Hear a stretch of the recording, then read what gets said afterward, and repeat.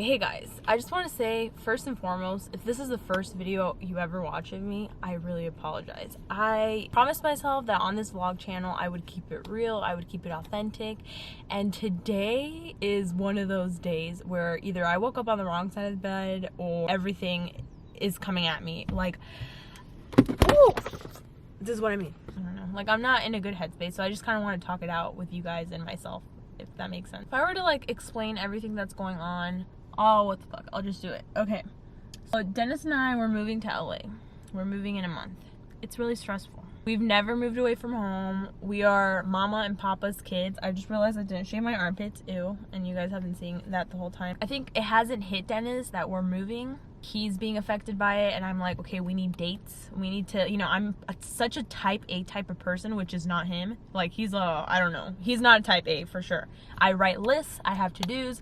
I'm on a schedule all the time. I need to know times, dates, and everything. It makes me a super, I don't want to say annoying, but I guess, yeah, it can be annoying for people, but whatever, you know, it makes me be the person I am. It makes me be successful because of it, because if not, then I wouldn't know where anything is, which is how Dennis is a lot. So I write everything down, and so I was asking him, I was like, I need a date. Like, give me a date.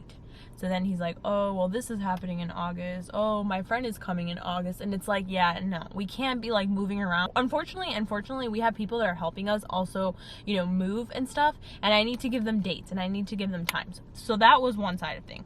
The other thing is I'm super stressed out at the moment because, and I really shouldn't be, okay? When you have people that are on payroll, it's scary. And let me explain. I'm currently editing all my videos. I've been having so much fun doing it. It's been really exciting. I feel like I'm finding my voice in my audience again because no one works as hard for you as you will ever work for yourself. That's just something I've come to realize. I hope someone proves me wrong. The point is, I just feel like when I have to give my work up to someone else, and this is a struggle, I struggle to delegate. I don't know how much I could trust that person to like fulfill and to do their most. And not to say, like, I have an incredible editor, like he has been outstanding, and the idea was that we were gonna move to Los Angeles and he was going to work with us. I just feel like I kind of like editing again. I don't want to let him go because then I'm like, well, what if I go to LA, I'm overwhelmed and I need an editor. So it's just like, it's this whole ordeal. It's a really great like part of our team. So that's another thing that's been stressing me out. That feels so good to get off my chest. Like literally, like in the beginning I was bullshitting you guys and just kind of like saying little things and being very like not direct, but now I'm being very direct and I'm saying everything that's on my mind. I was crying the other day because I was telling Dennis how my sister's moving to Arkansas, which doesn't really affect me, honestly. I'll miss you, Angelica, but that's not why I was upset. I was upset because as the oldest and as the one that I'm able to help my parents out a little bit more financially, I feel a huge amount of pressure to leave them off well, if that makes sense. You know, my parents like immigrated from Colombia. They worked their asses off here. My mom is not that great with her health, particularly with her diabetes, and that really affects me. And I just feel like I have to do so many things for her before I leave so that she's good. But it's also hard when that person doesn't help themselves. So yeah, I'm struggling with that. I think I need a therapist. I think I do. If any of you guys have a therapist, let me know. I have a friend. Her name is Jennifer. She's an angel. I always say it, but literally she is. And Jennifer, she's like a psychologist and she has like a degree and stuff. And every Wednesday we watch Jane the Virgin. But the past 7 Wednesdays, which I haven't watched Jane the Virgin, my favorite show, absolutely favorite show. Past 7 Wednesdays, we haven't met up because I was dealing with like, you know, my breast explant video, and I was just like really busy doing a lot of stuff. So it's been 7 Wednesdays. So we have like a full-on marathon that we have to do. But anyways, back to Jennifer. She is amazing because every single time I talk to her, I feel like she's my therapist. Like, I just talk about everything, and at the end of the night, like, Dennis will be like, oh, how's Jennifer? And I'll be like, holy shit, like, I don't even know because I didn't even ask her. Like, how rude of me. But also I just feel like that's kind of our relationship where it's like we talk about our issues. She doesn't talk that much about her issues, but I feel so open with her, and it's such a great trait like that she has. And I just always feel like when I talk to her, I'm so renewed and I'm so good for the next day. So I definitely feel like I might need a therapist, which is fine. I've acknowledged it's okay. Like, it's like, you know, how do I explain this? So when I moved from Orlando, oh my God, this is getting deep. When I moved from Chicago to Orlando, it was a really hard period for me. I was moving from, like, leaving all my friends, all my family from my mom's side, and moving here to my dad's side. People that I had never grown up with, cousins I had never met. I didn't know anyone. And then starting middle school, which is never like an easy period. My mom also stayed in Chicago for 6 months, which really affected me because I was kind of like in that like puberty, adolescence type of age where you need your mom. And so, okay, this car is coming and I hope they don't stare at me. And so, oh, she kind of stared. Okay, that's all right. I'm literally in the middle of nowhere. As you can see, this is prairie land. And so where was I going with this? It's hot as fuck. Hold on. I gotta put the air on because it's hot as hell in Florida. And then I gotta put it down because of the audio. Okay, so going back to like the whole therapist thing. So I kind of had a therapist when I was in 6th grade because of that huge transition. It was really, really hard on me. Like that was the first time in my life I was depressed. I was suicidal. I was just like, I was not good in the head. And so my parents knew I needed help, and so I got a therapist, and I just felt like it was so helpful for me during that time. But I also felt like getting taken out of class from a random stranger made me look like a lunatic. Like literally, like people would be like, "Where are you going, Natalie?" And I'd be like, "Oh, just with Miss Pakula," or whatever her name was. And you know, I feel like that's why I always had this stigma where I was like, therapy is not that great and it's kind of weird, and I can't tell anyone that, you know, I have a therapist or I'm seeing a therapist. But I do feel like it's so important. When I went on a retreat to Hawaii, right? I went on the Raw Alignment retreat. Absolutely amazing. Highly recommended. This year I'm going on another retreat with Fully Raw Christina to Bali. Anyways, okay. We had this little circle group where we would journal and we would talk about our feelings. Now, it was literally like a circle. We would sit around and we talk about really hard stuff, like, tell us about your hardest obstacle. You can if you want to. If you don't want to, that's fine. But because every single person that was really a stranger to me was sharing their stories, it made it so much easier for me to open up about my own. So during that time, I shared my deformity, my plastic surgery, and how I felt so guilty about doing that to my body. Like I felt like a piece of meat when I went into the doctor's office and I was just like laid out flat to like get breast implants. That's how I felt. And so I was really traumatized by that. But I realized after that trip, I was so much happier, and I was so happy to be able to have like such a sacred place where I could open up to people about my issues. I don't feel like I have that in my day-to-day life. Like I do talk to a few friends here and there. Like I talked to my friend Liza and I talked to Jennifer, and I feel like those conversations, like they're good, but then they're healthy. And I talk to Dennis, of course, as well, like really deep stuff. It's different when when you're in a group of strangers that don't know you and you're all vulnerable and you know you probably won't ever see them again, and so it's just like you really open up, and it's amazing and it's so incredible. And so I realized, wow, I realized how much I really kept inside of me and how many things affect me that I kind of just like dig under my skin. Does that make sense? Like that I don't ever really bring to surface, but that unfortunately they affect me in my daily life. That's why I think it's important. So if you guys, I don't know, if you have a therapist and you would like to recommend me, just like, what is that process like?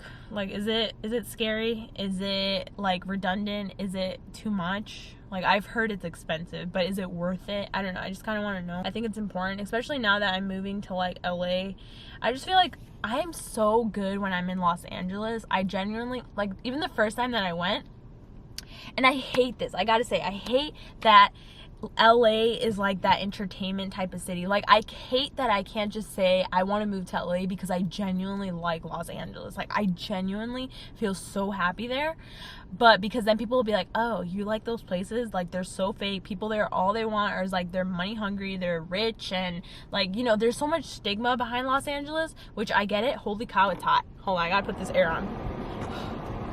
Florida, it's 91 degrees. Anyways, so I really like LA, but I kind of hate that there's that stigma behind, you know, Los Angeles or whatever, and I feel like I can't tell, like, the only reason why, how do I explain this? Like, my family will be like, why are you moving to LA? Like, they ask me this question every single day, and I'm like, because my team's out there, because I have more opportunities, because I like it.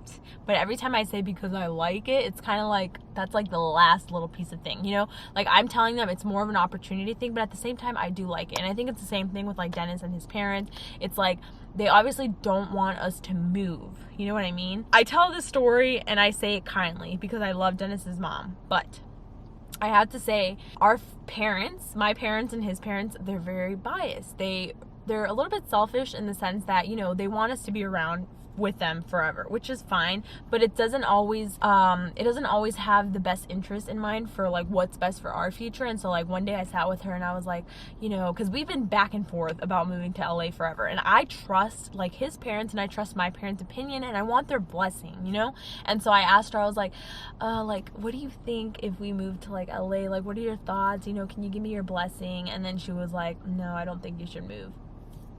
And then that was it. Like, the conversation was over. And so in my head, I was like, man, that is so biased, because just like my mom, like, I'll ask her, like, should I move to LA? And she'll be like, no, I don't think you should. And then that's it. And like, the conversation's over and there's no more explanations.